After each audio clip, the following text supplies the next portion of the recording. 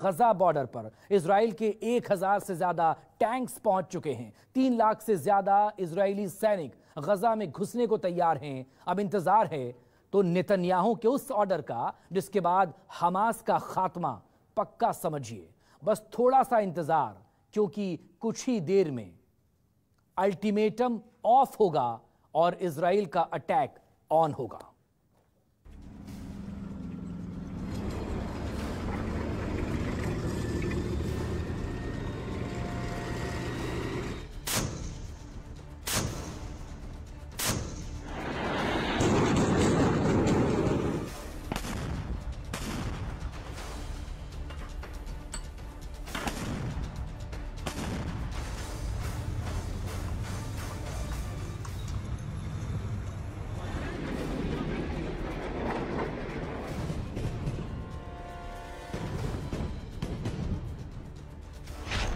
Gaza to Lebanon, Netanyahu का master plan.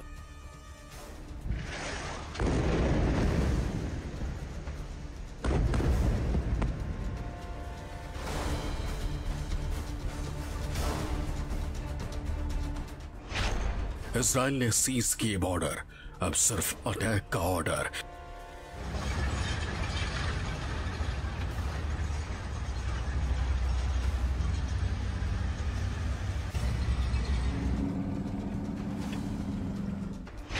Hamas हो या हिजबुल्लाह, पूरा मिडिल ईस्ट दहला।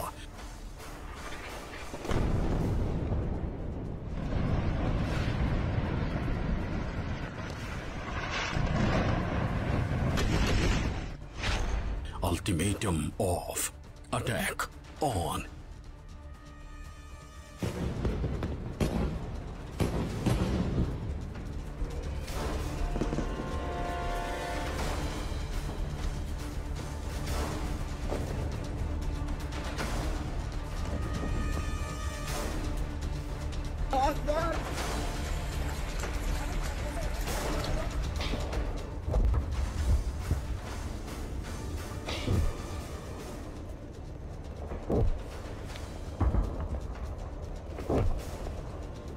तबाही की ये आंधी कुछ नहीं है, विनाश का असली तूफान तो आना अभी बाकी है।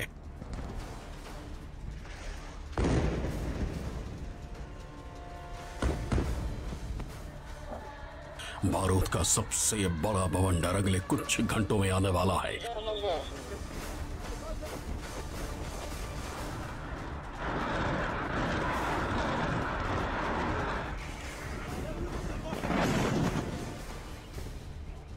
ये वो बवंडर होगा जिसमें हमास के साथ साथ गजा का संपूर्ण सर्वनाश हो जाएगा।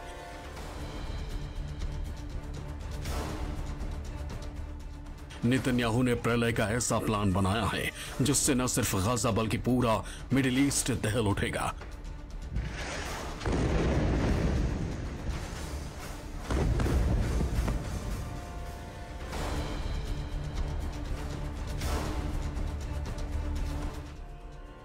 क्योंकि इजरायली सेना ग्राउंड ऑपरेशन करने जा रही है और गाजा के अंदर हमास के ठिकानों को मिटाने का बारूदी अभियान शुरू होने जा रहा है।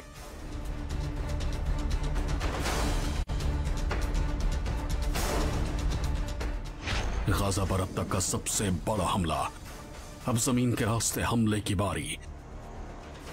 बौखलाया इजराइल, सीधी जंगों को तैयार। गाजा पर बरस रहे बम, हमास अब समझो खत्म।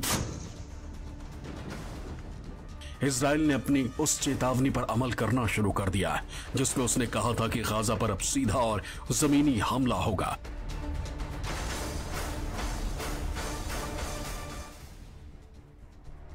बस एक ऑर्डर का इंतजार है जिसके बाद शुरू हो जाएगा हमास का सर्वनाश।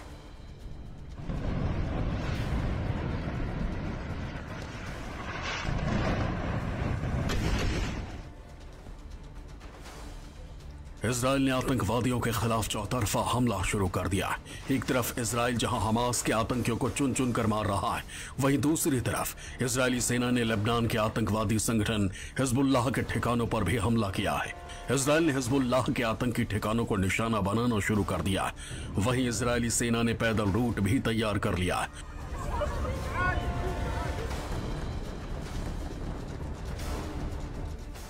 इजराइल और हमास के बीच युद्ध को 8 दिन पूरे हो रहे हैं।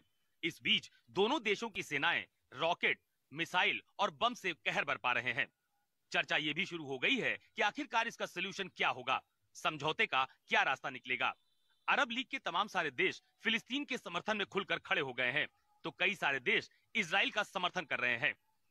दोनों देशों के बीच समझौते को लेकर 2 स्टेट सॉल्यूशन समेत दूसरे फॉर्मूले पर भी विचार किया जा रहा है, लेकिन फिलहाल कोई हल निकलता हुआ नजर नहीं आ रहा है। क्योंकि आसमान से बारूद बरसाने के बाद इजराइल ने गाजा पर छिटपुट जमीनी हमले करने शुरू कर दिए। कई जगहों पर इजराइल की सेना ने हमास आतंकियों के ठिकानों पर छापे मारे, लेकिन अब टैंकों के जरिए बड़े हमले की तैयारी है।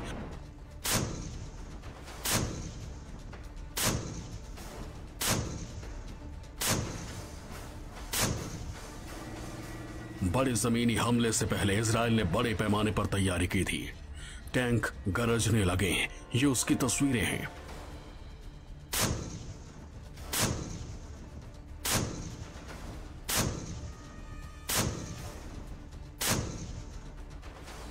इजराइल और हमास की जंग लगातार जारी है।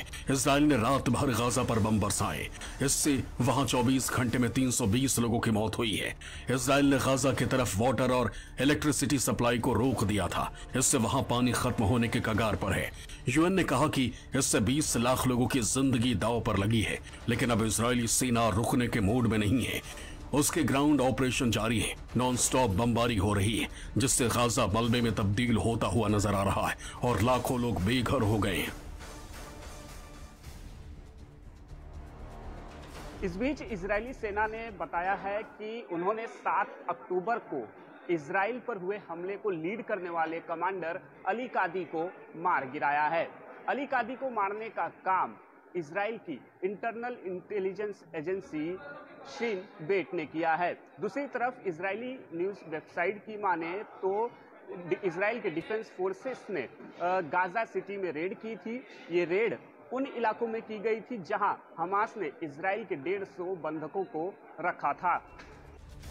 अब इजराइल के सबसे शक्तिशाली टैंक गाजा पर बम बरसा रहे हैं और इजराइल का कहना है कि ये तो बस शुरुआत है, क्योंकि आने वाले कुछ घंटों में हो सकता है कि इजराइल के टैंक सीधे गाजा पट्टी में घुस जाएं।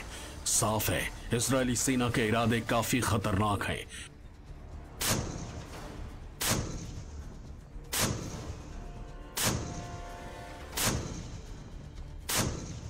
दूसरी तरफ इजराइल के प्रधानमंत्री बेंजामिन नेतन्याहू ने भी अपने इरादे साफ जाहिर कर दिए। שאנחנו נלחמים על הבית של כולנו, ואנחנו נלחמים כמו אריות. החיילים והחיילות, השוטרים והשוטרות, אזרחים ואזרחיות, כוחות הביטחון, הרפואה וההצלה, ואתם אזרחי ישראל עם רוח ההתנדבות הכבירה שלכם. उधर हमास का गाजा हेड ये कहते हुए दिख रहा है कि अगर इजराइल गाजा पर जमीनी हमला करेगा तो उनको गोलियां और जवाबी हमले मिलेंगे और हम गाजा पर कंट्रोल नहीं छोड़ेंगे।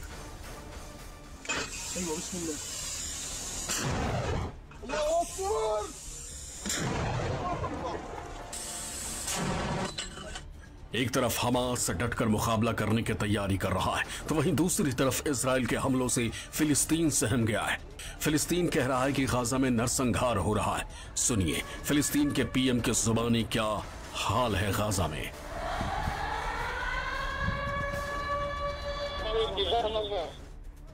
गाजा पर डबल अटैक जारी है, आसमान से गोले बरसाए जा रहे हैं, जमीन पर एंटी टैंक मिसाइलों से हमले हो रहे हैं।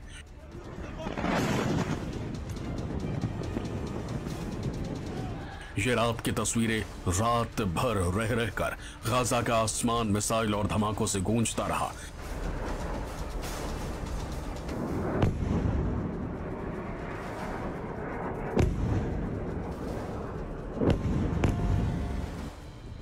इस बीच गाजा से बड़ी संख्या में पलायन शुरू हो गया है। देखिए किस तरह गाजा जल्द से जल्द छोड़ने की होड़ मची है। लोग सुरक्षित जगहों की तरफ जा रहे हैं क्योंकि इजराइल ने गाजा खाली करने का अल्टीमेटम दे दिया है। गुरुवार को फिलिस्तीनियों ने दावा किया है कि इजरायली विमानों ने ऐसे हजारों पर्चे गाजा पट्टी पर गिराए हैं। इनमें लिखा हुआ है, गाजा शहर के नागरिकों, आप सब उत्तरी इलाके को खाली कर दक्षिण के इलाके में चले जाएं। और अपने साथ साथ अपने परिवारजनों की जान बचाएं। खुद को हमास के आतंकियों से दूर रखें जो आपका इस्तेमाल इंसानी ढाल के तौर पर कर रहे हैं। इजराइल के अल्टीमेटम के 24 घंटे खत्म हो चुके हैं। क्या वास्तव में इजराइल ग्राउंड इन्वेजन करेगा, ये तो समय बताएगा। मुझे साफ तौर पर लगता है कि ये बहुत बड़ा साइकोलॉजिकल खेल है। इजराइल साफ तौर पे जानता है कि अगर वो ग्राउंड इन्वेजन करता है तो एक तो बहुत ज़बरदस्त ह्यूमन कैटास्ट्रोफी होगी जो कोई भी सिविलाइज वर्ल्ड और मुस्लिम वर्ल्ड जो है और अरब कंट्री जो है जो अभी तक चुप रही हैं वो इसको एक्सेप्ट नहीं करेंगे। दूसरा, सड़कें जो है सारे मलबे में तब्दील हो चुकी हैं, मेंडरिंग रोड्स हैं। अर्बन वॉरफेयर में उसको हाउस टू हाउस फाइटिंग करनी पड़ेगी, स्ट्रीट टू स्ट्रीट फाइटिंग करनी पड़ेगी। और एक 50 करोड़ का जो उसका मरकवा टैंक है वो एक मोलोटोव कॉकटेल के माध्यम से या एक ग्रेनेड के माध्यम से या एक एंटी टैंक गाइडेड मिसाइल के माध्यम से बर्बाद हो सकता है।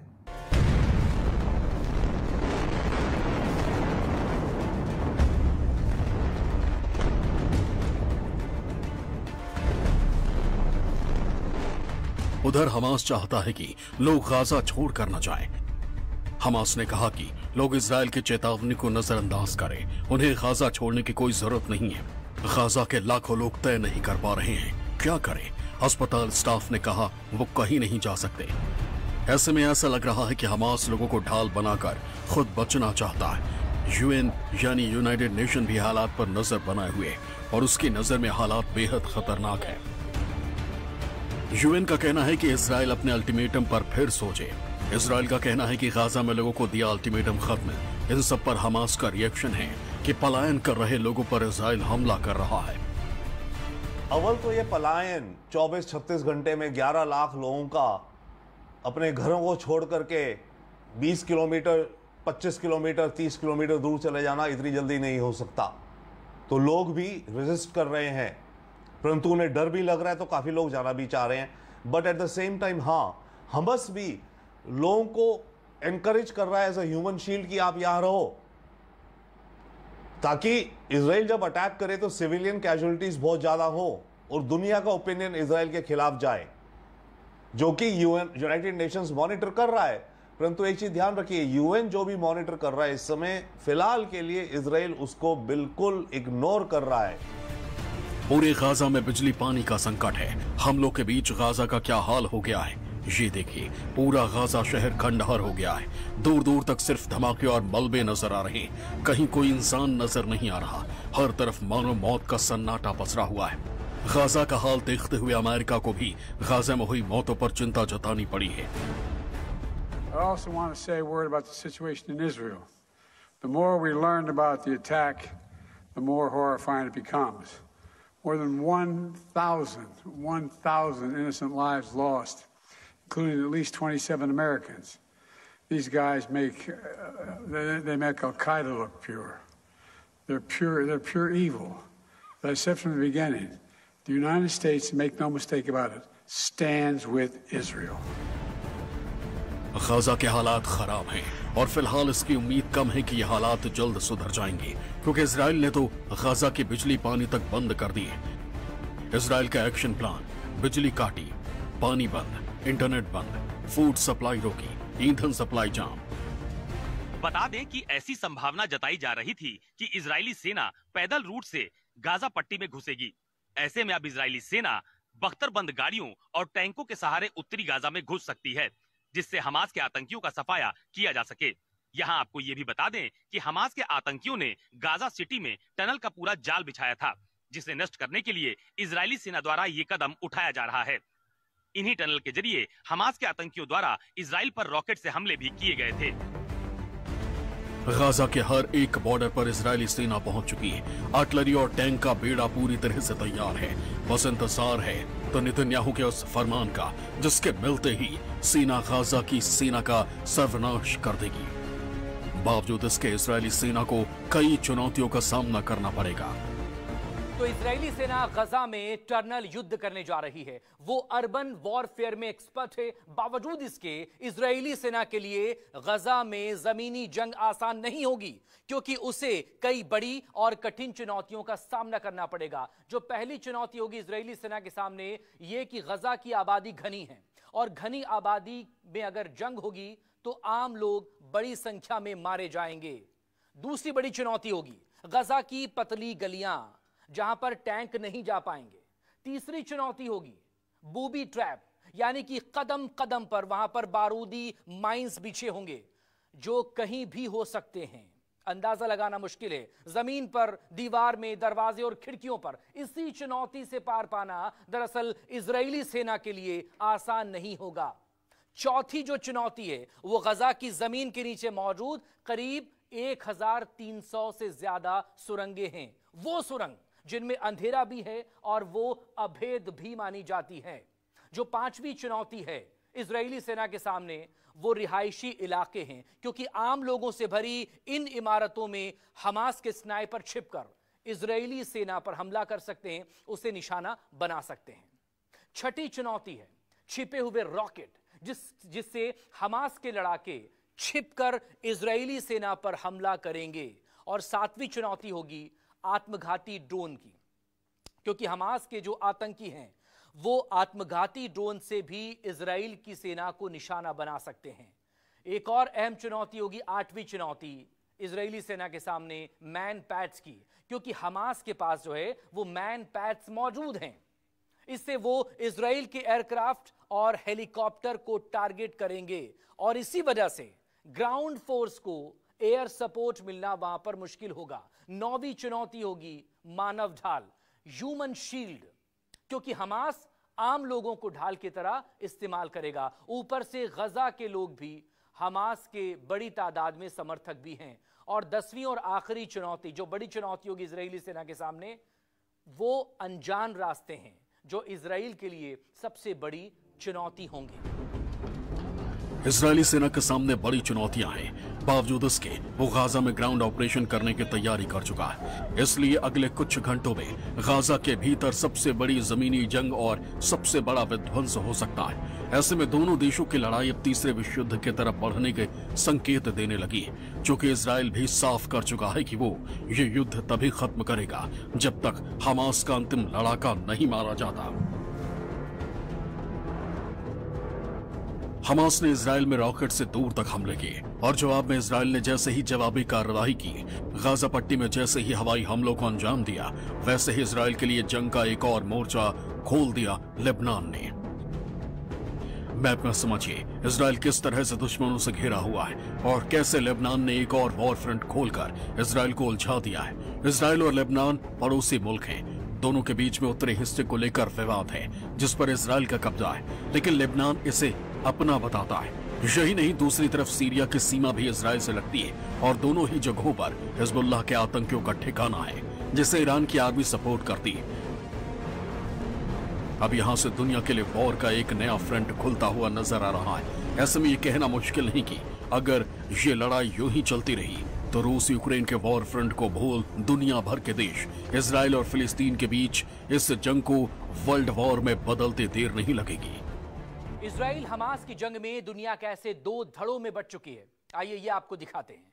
दरअसल एक तरफ हमास के एक्शन को जस्टिफाई किया जा रहा है तो वहीं दूसरी तरफ इजराइल की प्रतिक्रिया को समर्थन मिल रहा है। ऐसे में इजराइल को जिन देशों का समर्थन मिला है वो देश कौन से हैं, उनके नाम जान लीजिए। सबसे पहले अमेरिका, उसके बाद फ्रांस, ब्रिटेन इजराइल के सपोर्ट में है, Austria, Canada, Norway, Germany, Poland, Spain, UAE और यूरोपीय संघ, यूरोपियन यूनियन, ये इजराइल के साथ खड़े हैं। इधर हमास के साथ खड़े होने वाले लोगों देशों में हैं Iran, south Africa, Qatar, Jordan और साथ ही तालिबान। जैसे जैसे अरब इजराइल में करीबी बढ़ रही है, मिडिल ईस्ट का राजनीतिक समीकरण बदल रहा है और इससे फिलिस्तीन बखूबी अवगत है। फिलिस्तीनी नेता भी इस चीज को करीब से देख रहे हैं कि खाड़ी मुल्क धीरे धीरे इजराइल के पाले में जा रहे हैं, जो कहीं न कहीं फिलिस्तीन के अस्तित्व के लिए खतरा है। हमास के अटैक पर अरब मुल्कों ने शांति बनाए रखने की तो अपील की, लेकिन इसके उलट इजराइल के एयर स्ट्राइक और जमीनी हमले में मारे जा रहे फिलिस्तीनियों पर खामोशी अख्तियार कर रखी है। हमास ने मिडिल ईस्ट के इस राजनीतिक समीकरण को भांपते हुए ही माना जा रहा है कि हमले का फैसला किया जिसमें बीते कई सालों का दर्द छिपा है। Bureau report, news 24।